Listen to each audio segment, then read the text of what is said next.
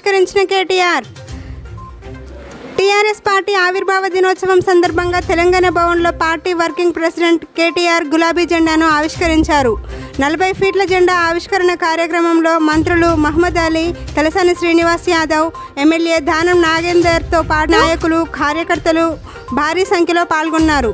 జెండా ఆవిష్కరణ అనంతరం కేటీఆర్ కేక్ కట్ చేశారు. తెలంగాణ పాటలు, బాణాసంచా చప్పట్లతో తెలంగాణ భవన్ సందడిగా మారింది.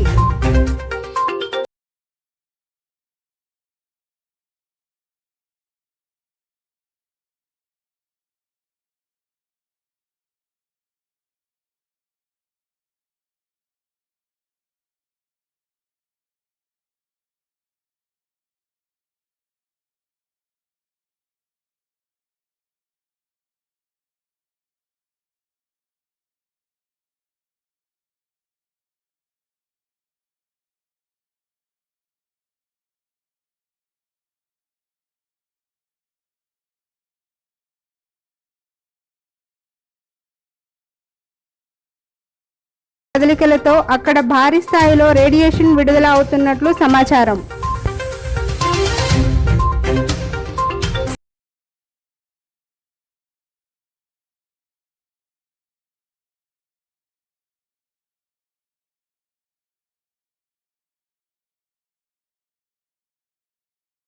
అతడి కుటుంబ సభ్యులు ధృవీకరించారు.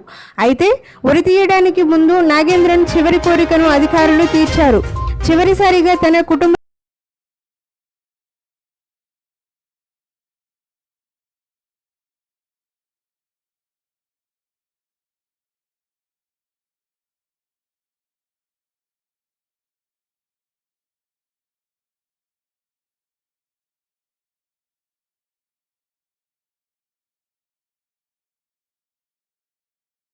కీలక పాత్ర పోషించాలి అంటూ తీర్మానం.